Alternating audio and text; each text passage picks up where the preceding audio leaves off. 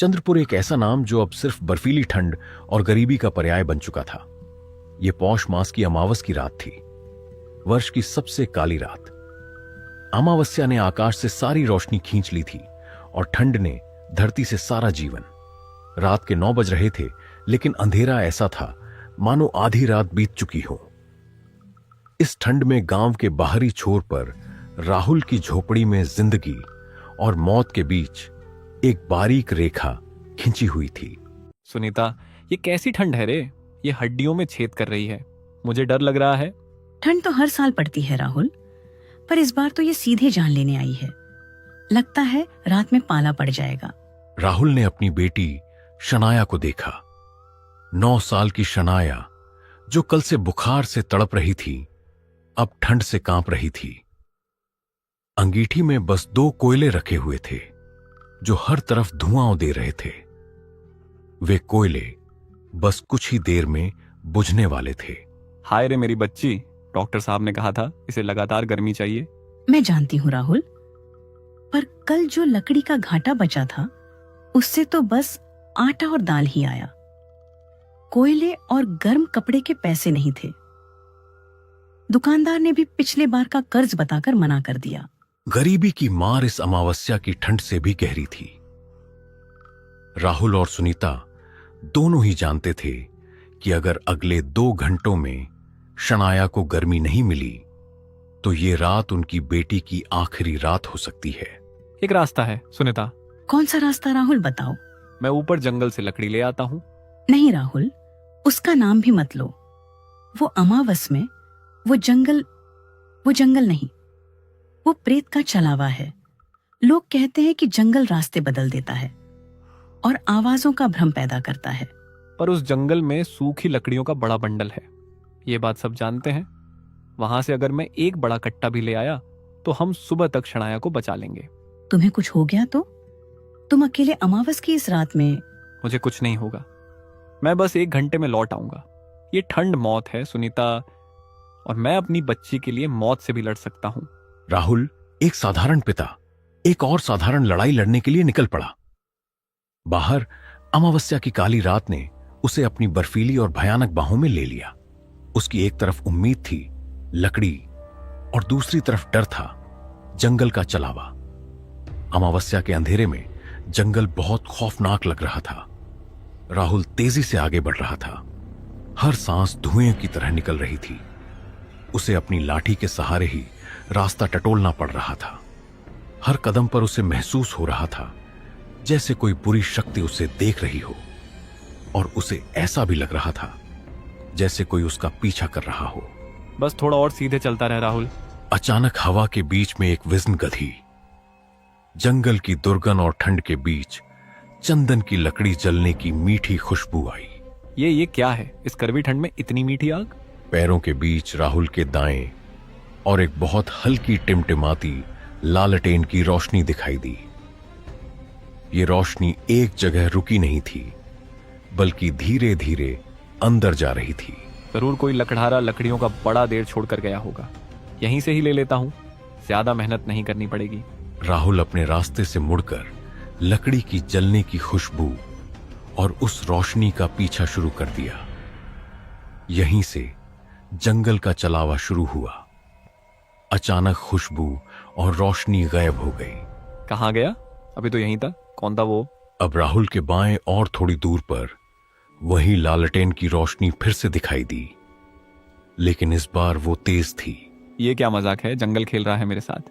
राहुल तेजी से दूसरी जगह जाता है। वहां पहुंचकर फिर से कुछ नहीं मिलता। अब जंगल का बरम राहुल पर पूरी तरह हावी हो चुका था। वह जहां से आया था वो रास्ता पूरी तरह से भयानक लग रहा था। चलावा? ये जंगल का चलावा है, मैं रास्ता भूल गया।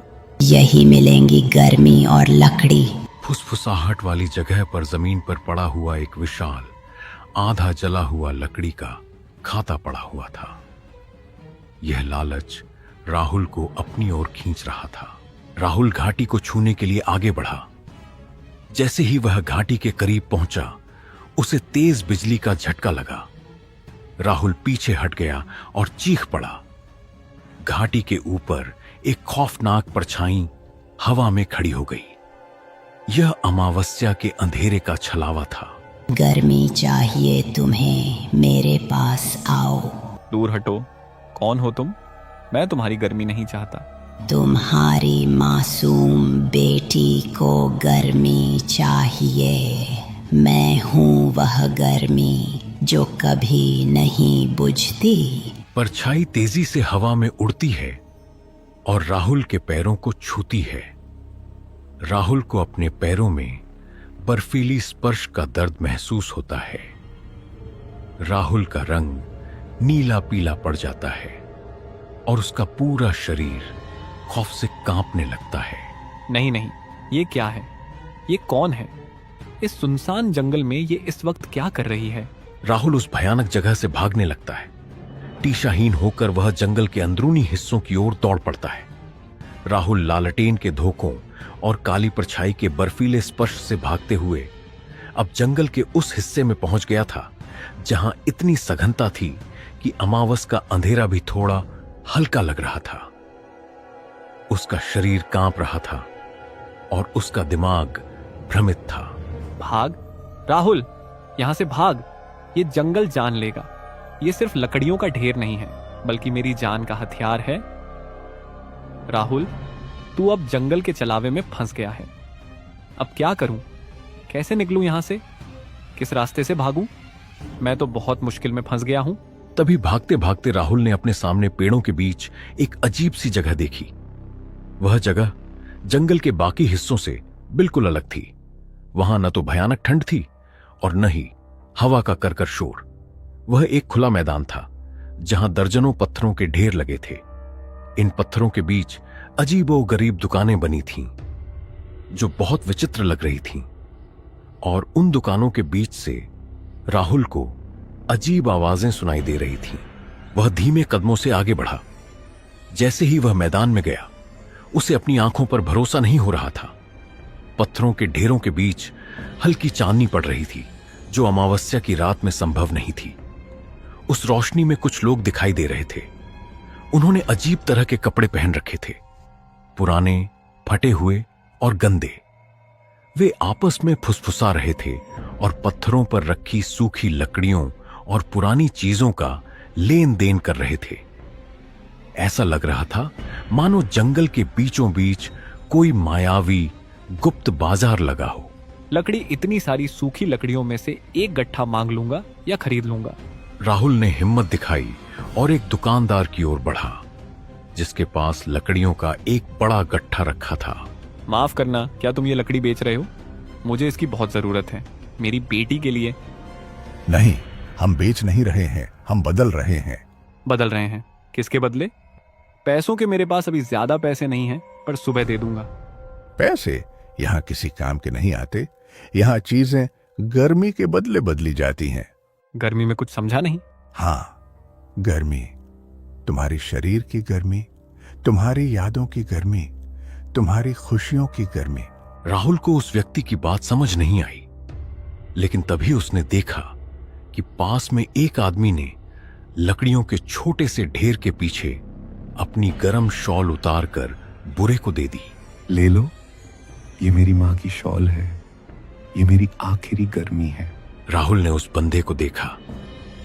शॉल देने के बाद वो बंदा कांपने लगा। उसके चेहरे पर एक अजीब सी उदासी और खालीपन आ गया। ऐसा लगा कि उसके शरीर से सिर्फ शॉल ही नहीं, बल्कि जीवन की आखिरी ऊर्जा भी चली गई हो। नहीं, ये क्या है? तुम लोग अपनी गर्मी क्यों दे रहे हो? क्योंकि जंगल को गर्मी पसंद है और जो गर्मी देता है उसे यहाँ कुछ राहत मिलती है। यह जगह अमावस्या में ही खुलती है। यहाँ आने वाले इंसान जो लकड़ी की गर्मी चाहते हैं, उन्हें पहले अपनी खुद की गर्मी देनी पड़ती है। अब तुम बताओ बंदे, तुम्हारी बेटी को गर्मी चाहिए? तुम्हारे पास क्या है?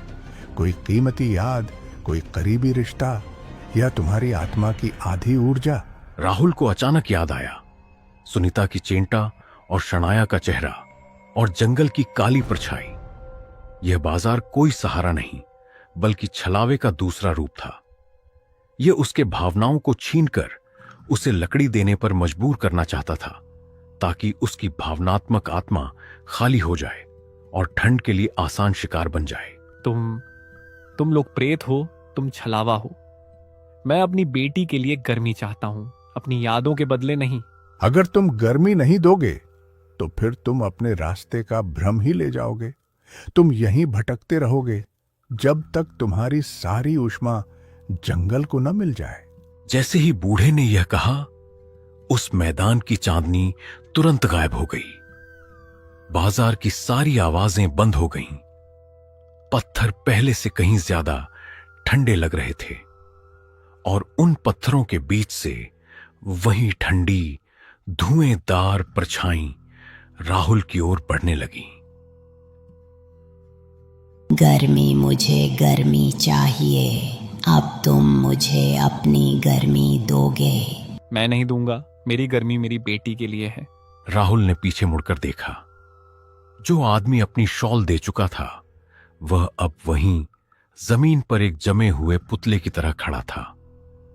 उसके चेहरे पर कोई भाव नहीं था। राहुल को एहसास हुआ कि यह जंगल उसे भावनात्मक रूप से मारना चाहता था। मुझे भागना होगा उस निशान की तरफ, नहीं तो ये सब मेरी जान ले लेंगे। भागो राहुल।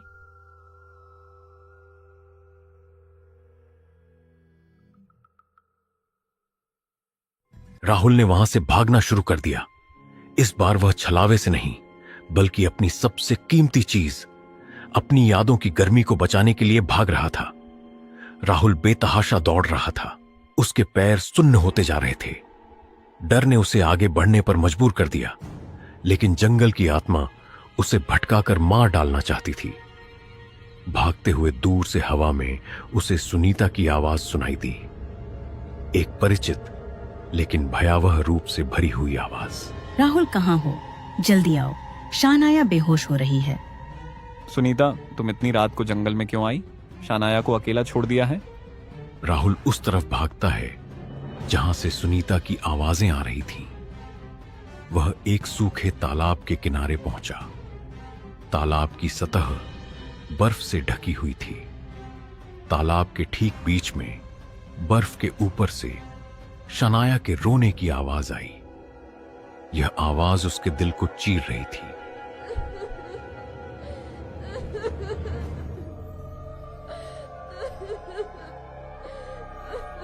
बाबा, बाबा, ठंड लग रही है। मेरे पास कोई नहीं है, बचाओ। हाय मेरी बच्ची, घबराओ मत, मैं आ रहा हूं तुम्हारे पास। राहुल बर्फ पर पैर रखने वाला ही था। उसकी आंखों में सिर्फ अपनी बेटी को बचाने का जुनून था। तभी दूर कहीं से उल्लू की चीखने की आवाज आई, जिसने 1 मिनट के लिए राहुल का ध्यान भटका दिया।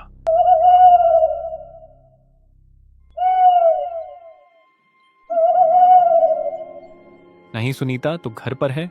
यह आवाज फिर वहीं छलावा है और यह मेरे दिमाग को काबू कर रहा है। राहुल को होश आया। यह जंगल का अंतिम और सबसे बड़ा धोखा था। वह पीछे हट गया। अब राहुल पूरी तरह से थक चुका था। वह एक बड़े पेड़ के नीचे गिर गया। ठंड उसे अपनी गिरफ्त में ले रही थी। राहुल के हाथ के करीब पेड़ की जड़ियों पर उसे खुदे हुए क्रॉस जैसे निशान नजर आए। यह गांव वालों का निशान था। तभी राहुल के सामने लगभग 10 फुट की दूरी पर वही जंगल का छलावा दिखाई दिया। परछाई फिर से घनी हो गई। तू कहाँ भागता है? यहीं रहेगा इस सर्द गर्मी में? मैं नहीं रुकूंगा। तुम मुझे भ्रमित नहीं कर सकते। मैं अपनी बेटी के पास जाऊंगा। राहुल अपनी अंतिम शक्ति लगाकर उस छलावे से पीछे की तरफ भागने लगा। वह भागते भागते जंगल के आखिरी हिस्से को पार कर गया। जैसे ही उसने गांव की सीमा में कदम रखा, जंगल का भयानक शोर शांत हो गया। मैं आज उस जंगल के छलावे से बच गया। राहुल कांपते हुए झोपड़ी पहुंचा। सुनीता ने दरवाजा खोला और अपने पति को देखकर चीख उठी। राहुल के हाथ खाली थे और उसके पैरों पर ठंड का प्रभाव साफ नजर आ रहा था। राहुल, तुम ठीक हो? लकड़ी कहाँ है? तुम खाली हाथ क्यों हो? और ये तुम्हारे पैर? सुनीता, वो जंगल, वो मौत का छलावा। मैं लकड़ी नहीं ला पाया, पर मैं बच गया। अब शानाया का क्या होगा? सुनीता, वो गाटा जिसे कल सुबह देना था साहूकर को, अभी जला दो लकड़ी को। साहूकर को सुबह देखेंगे, मेरी बच्ची पहले ही, इस बार मैं हार नहीं मानूंगा। सूखी लकड़ी तुरंत आग पकड़ गई। पहली बार उस झोपड़ी में अमावस्या के डर पर जीवन की गर्माहट बढ़ गई। आग की पीली रोशनी और ऊष्मा धीरे धीरे कमरे में फैलने लगी। शानाया की खांसी धीमी हुई और वह गहरी आराम से सांस लेने लगी। तुम वापस आ गए। तुमने छलावे को हरा दिया। यही गर्मी हमारी असली जीत है। ठंड हार गई, गरीबी ने हरा दिया।